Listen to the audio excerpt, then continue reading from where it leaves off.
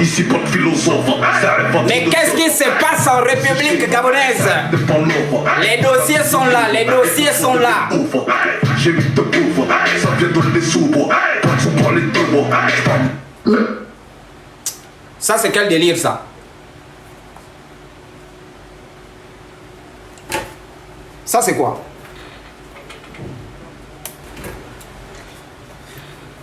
Très bien. Excellences, messieurs et dames, bonsoir. Est-ce que tout le monde est connecté là? Est-ce que vous m'entendez? Oui, c'est vrai qu'il y a la problématique des coupures, hein, vraiment en République gabonaise, Union, Travail, Justice. Et ça, je vous dis, ce sont les pasteurs qui sont derrière cette histoire des coupures.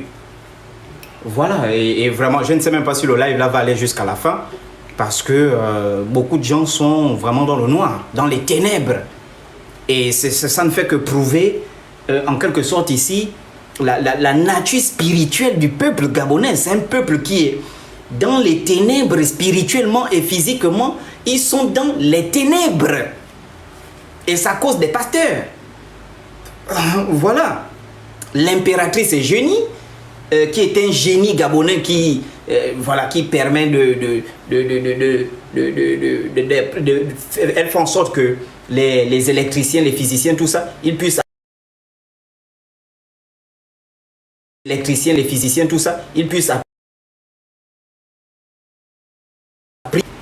ce génie est fâché contre les pasteurs. Ce sont les pasteurs qui sont à l'origine du noir. Dieu n'est l'état spirituel du pays. Ça veut dire que le pays est dans les ténèbres. Et il faut sortir des ténèbres. Il faut sortir des ténèbres pour arriver à la lumière. Très bien. Donc aujourd'hui, nous allons passer au peigne fin. Nous allons mettre à poil les églises du message de William Marion Branham. Donc ici, c'est William Marion Branham. Ici, c'est Jésus d'Hoffmann. Et ici, c'est la nuée de gloire de 1963. Donc, lorsque vous rentrez dans une église du message, ben, généralement, tous les idolâtres mettent les trois photos là. Ils mettent ces trois photos, les idolâtres. Ils mettent les trois photos là. Donc, ici, c'est la photo, si vous remarquez bien ici, des idolâtres. Ça, c'est Jésus d'Hoffmann, César Borgia. Et vous avez William Branham au milieu. Et vous avez ici la nuée de 1963, le 28 février 1963. Mais si vous remarquez bien, quand on fait le rapprochement, voilà, vous aurez comme l'impression que c'est la figure de César Borgia qui se trouve à l'intérieur de la nuée de gloire de 1963. Donc ici, nous allons parler aujourd'hui des églises du message de William Marion Branham.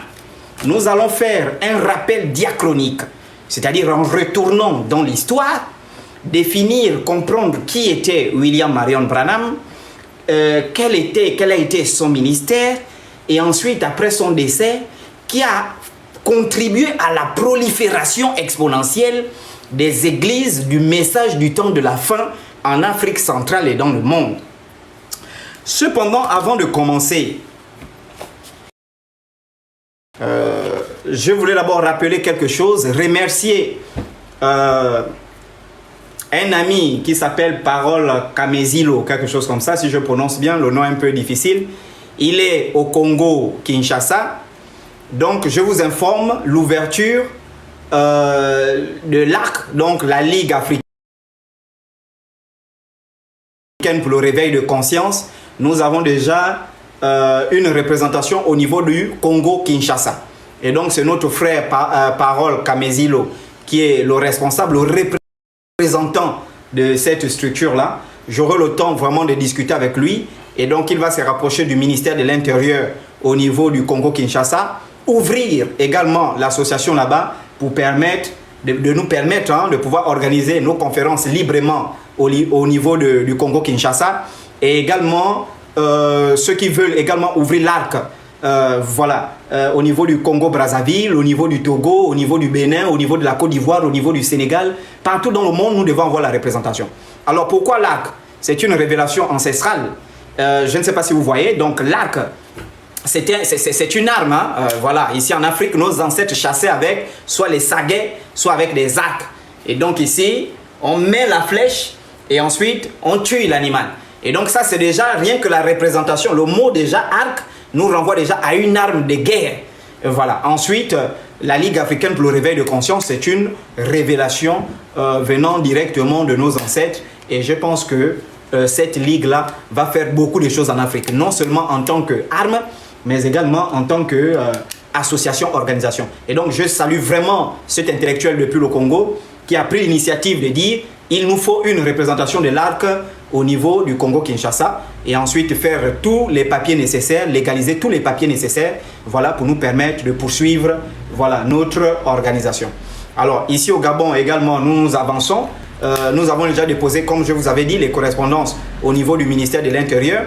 Nous sommes déjà en train de formaliser l'association LAC pour nous permettre de tenir librement nos réunions, pour nous permettre de tenir librement nos conférences. Et donc, nous allons finaliser avec toutes ces choses-là. Je pense que mon équipe, demain ou après-demain, seront au ministère de l'Intérieur pour finir avec le journal officiel, la légalisation de l'association, toutes ces choses-là.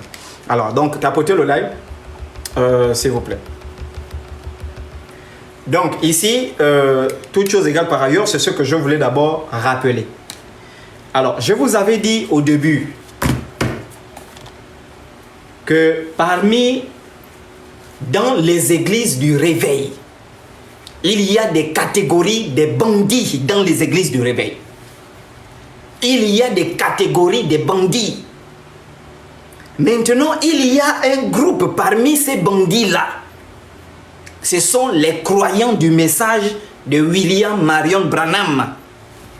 Parmi ces groupes de bandits, des vrais bandits, dans le monde en général, au Gabon en particulier, ces grands bandits assassins, ces pervers méchants, des gens diaboliques, des gens sans état d'âme, pédophiles et violeurs. Parmi ces pédophiles, parmi ces violeurs, parmi ces escrocs, figurent les croyants du message de William Marion Branham. Et j'avais attendu que Dieu me mette à cœur pour bousculer ces bandits-là, raser les poils de ces pasteurs, raser les poils des brebis qui brillent dans ces églises-là. Alors, c'est un domaine, c'est un milieu que je maîtrise bien. Donc, nous allons commencer. Je vais d'abord avertir à tous les petits cancres branhamistes.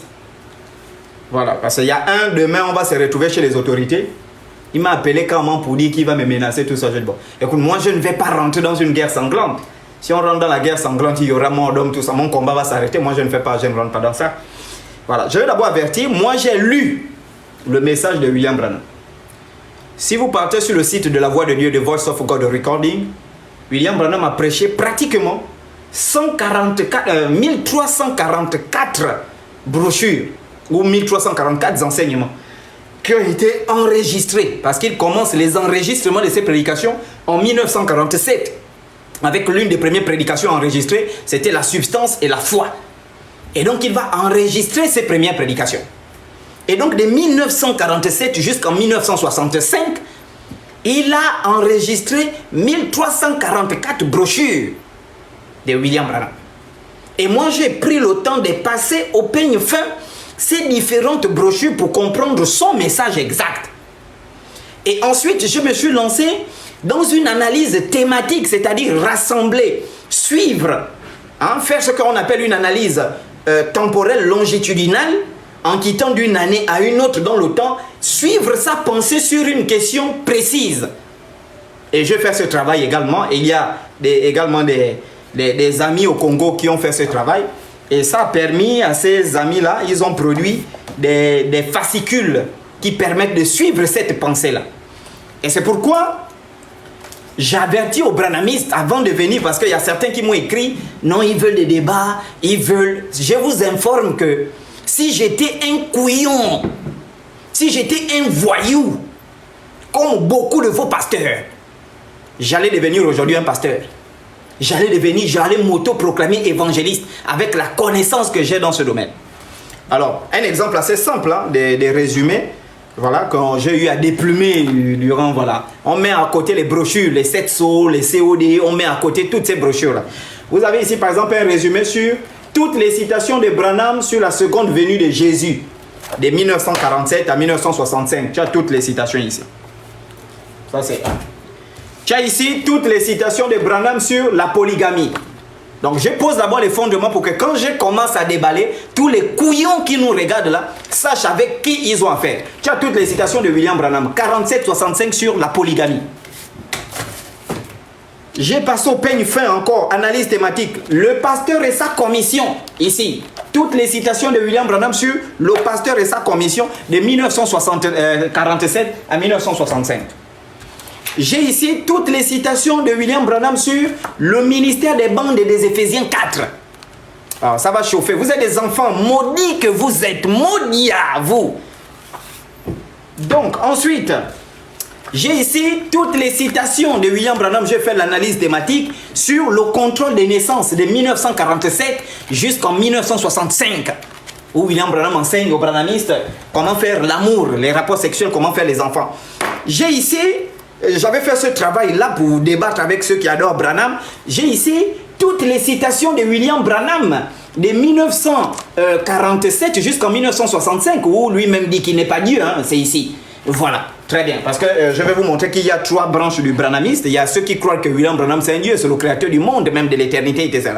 J'ai ici les citations de William Branham de 1947 à 1965 sur la jeunesse, le comportement des jeunes, des bandits, les jeunes branhamistes.